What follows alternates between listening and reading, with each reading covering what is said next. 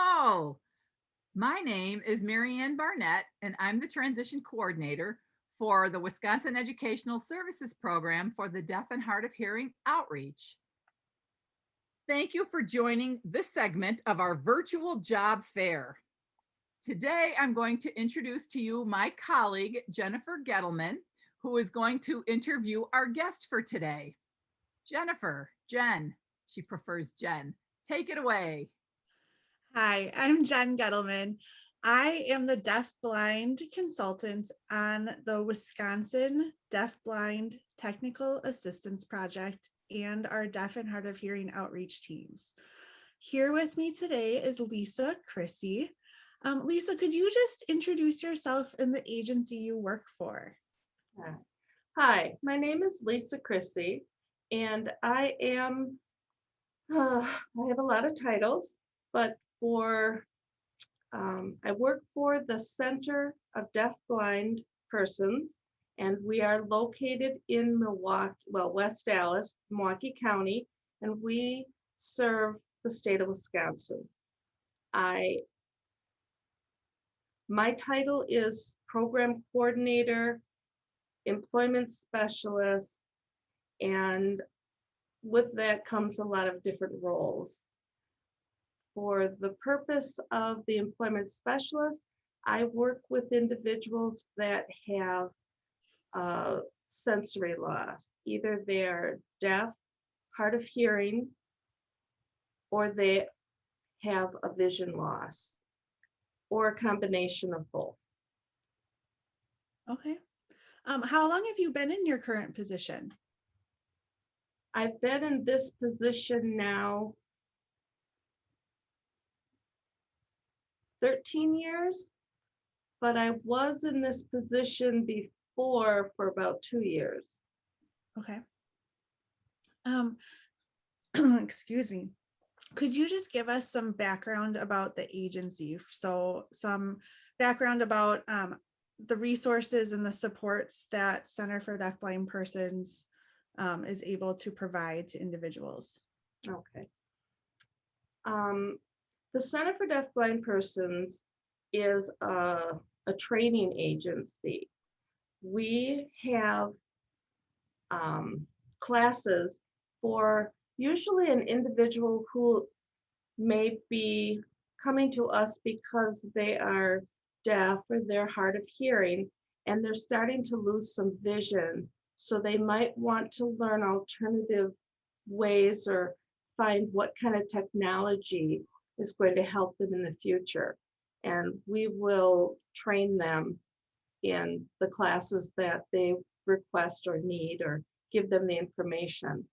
And the same is true if an individual comes to us who is blind or low vision, and now they're losing their hearing. And they might need to learn how to cook differently because they can't rely on their hearing anymore. And so we do classes like that. We also work with the population who are considered deafblind, whether it's the whole combination. It could be low vision, hard of hearing, but the term is deafblind. And any individual that comes to us, there's also leisure classes, because one thing when you are your world is starting to close in, you want to find things to do in your home to keep you busy, keep you active, and kind of to keep your spirits up as well. Another program we have is the I Can Connect program. And with that program, we have a gal who does travel. She's on the road a lot, and she will come into your home, assess your needs, and order the equipment that is needed, and then come back, set up the equipment, and come back and do the training until you're able to use that equipment independently. And this is for long distance communication, so that the individuals are able to communicate however they need to, because Usually a phone doesn't work, and when the VP stops, you can't see that well enough. How do we keep communication lines open? Trying to think. We do have a social group, and that meets on the second Saturday of the month. We've always met in person because we have a lot of wonderful volunteers. It's usually one-to-one, one volunteer per individual. And we have, in the past, we've always had, we call parties. And it's been very wonderful for people to get together and see their friends and to make those connections again. However, with the pandemic and things happening, we've been meeting virtually. It's been a learning curve. Less people are able to join because they just don't have the technology in their home. But we are still having about, 50% turnout. So we're still making those connections. And other than going into schools and doing educational trainings, things like that, we'll have classrooms come here. So a lot of the trainings. Okay. And then of course now there's the employment aspect. With the employment aspect, that is the only area we've opened it up to a single sensory loss. So if the individual is what you would say only deaf, only hard of hearing, I can work with them. If the individual is blind, low vision, I can work with them. In order for them to come to the center itself for trainings and other things, they do have to be an individual who is deafblind. Okay, so when you're working with an individual who is deaf, hard of hearing, or low vision or blind, you're doing that on the job site, or where are you doing that with that work with them? I am a one-man show here. So when DVR sends us an individual, a consumer who is interested in finding a position, we make contact, and the initial visit is when we just get to know each other, because I have some signing skills. I'm very English. So when we meet and we talk directly to each other, if they feel that my skills match their needs, then we continue to meet face to face without an interpreter. But at any time, if an interpreter is requested, then we have an interpreter for those meetings. Interviews we have interpreters for, but just for that face-to-face meeting, it'll just be the two of us. And during those meetings, it's when we are doing all the job preparation. What kind of a job are you looking for? The hours, what's your work history, your likes, your dislikes. And we talk a lot about job expectations. We get the resume ready, cover letter, and a lot of times an individual will write their cover letter, give the ideas, and I just help them put it into a more English friendly word order, or just give them ideas on other people have written cover letters and they would phrase that same concept this way. And so we work on thank you letters. We apply for jobs together. I do go to interviews if I'm asked to go as a support, and then I stay outside. I do work directly with employers to set up temporary work experiences. And if the individual does need job coaching or systematic instruction, then I will go on the job site, do the systematic instruction, do job shadows, tours with individuals. And then once they're hired, I continue to follow through, and I'm always that contact person, but if they should need any accommodations or any interpreters, then I'll work with them as to how they would present that to an employer, who to ask, things like that. Okay. And you had mentioned that DVR tends to reach out to you for that type of employment assistance. Is that something that an individual can reach out to the center for as well, or they have to go through DVR for that? Right now, if an individual does reach out, we will refer them to DVR because we do need to have that support from DVR. Okay. If somebody wants to contact the Center for Deafblind Persons for getting involved in the social groups or any of the other groups you mentioned, what's the best way for them to contact your agency? If it's for the social group, probably the best way to contact is my email address. And because I'm also the coordinator for the WISH group. I don't have it memorized. We do have a website. Well, and I think that's some stuff too, maybe we can get from you, and then we can put in the information piece of when it's posted on YouTube. And that way we can share your email address if you would like us to, or the general email address for Center for Deafblind Persons. And both. I mean, we can just list. Okay. That'll work. Awesome. When young people reach out to your agency, what are things that they're typically requesting? Are there things that you haven't spoken about?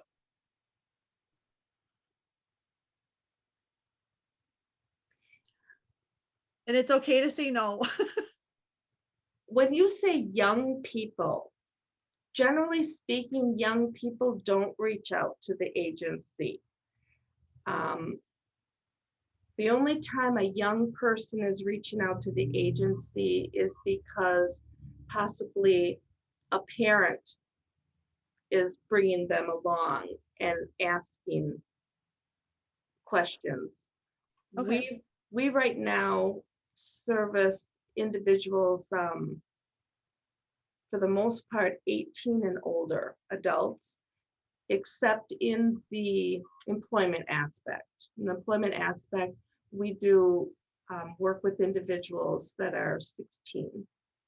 Okay, so if it was a young adult, so somebody who might be 16 or even post-secondary kind of student or child, young adult, are there other things that they're reaching out for, or is it mostly those things that you've already mentioned, so the I Can Connect and the different groups and the employment assistance? A lot of times people will reach out and ask about something related to equipment. You know, if I am, do you have an audiologist on your there? Do you have free things for us to try, or do you have a store where we can purchase things? And we do not. Vision Forward, they do have a store. So individuals who are blind, low vision, will refer them to Vision Forward. And if they need anything as far as, phones or something for an individual who might be deaf, hard of hearing, we will refer them to Hear Wisconsin. And just to be honest, because Vision Forward and Hear Wisconsin no longer have the term deaf or the term blind in their name, we receive a lot of calls because our agency still has those words, and so we don't mind referring to the proper place. Okay. If you could speak to some skills that younger children or young adults can be working on that might help them be more prepared for the work environment, what advice would you give on that? My first advice for anyone who is looking to be employed is work on your mindset. Once you graduate high school, or even if you're looking for a part-time job while you're in high school, when you go to work, you are being hired to do a job. The only reason that employer is paying you money is so that you do a job, and by doing that job, they are making money off of you. So I want people to understand that, well, I want to work with dogs. I don't have a dog. I've never had a dog, but I like dogs and I want to work with dogs. But what are you going to do to prepare yourself to work with dogs? Where volunteer. If you find something you're interested in, volunteer where you can actually be doing that job, getting some hands-on experience to make sure this is really what you like before you request to go to a college or a technical school to gain more, to gain the credentials for the job. But if you have a goal in your life of something you want to do, volunteer. Get in a position where you can be a part of that. I love that. And I think that's a great way for any individual to learn about a job and to learn whether or not they're actually going to enjoy that job going forward. So thank you for that advice. The last question for you is just, can you share maybe a favorite memory or one of your success stories that you have from your current position as the employment specialist?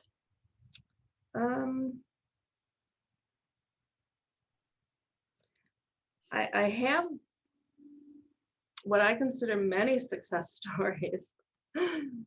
I had one individual that he was very young and he wanted to just get a job. He was pretty open. I'll work. And so he was able to get a job that he liked. And since then, I have placed other people in that position. And he has now been there for, I would have to say, about 8 years, still loving his job. And I consider that, I did have him placed at a couple other places prior, and it wasn't the right fit, but it took a few tries. And kind of going back, when you have a goal in mind of what you would like to do, it's okay to do other things because everybody in life starts out with a job that they do so they can get the money to move on to the next job, or that's your starter job. Just like we buy starter homes before we buy the nice one. I spent, 6 years as a nursing assistant, and that was not my dream job. So, but it paid for my college. And I went to college and I taught for 17 years, decided that that wasn't what I wanted to continue doing. And I now am working as an employment specialist. So even if you've gone to training and you have this degree, certification, find something you like and go with that. I do want to say a second success story is I had an individual who was deafblind, and he did a temporary work experience in a laundry room at a hotel. And he did so well. They were so impressed that he was hired. And after he was placed there, they kept contacting me because they were so impressed with him. They wanted to offer more individuals a position. So that was a very nice one. Sorry about that. Didn't have That's okay. That it's not a big deal. It can get edited out. That sounds really great. And what a testament to all the hard work you put in and all the hard work that the individuals put in too. Mhm. And I find the most successful people are the ones that put in the work.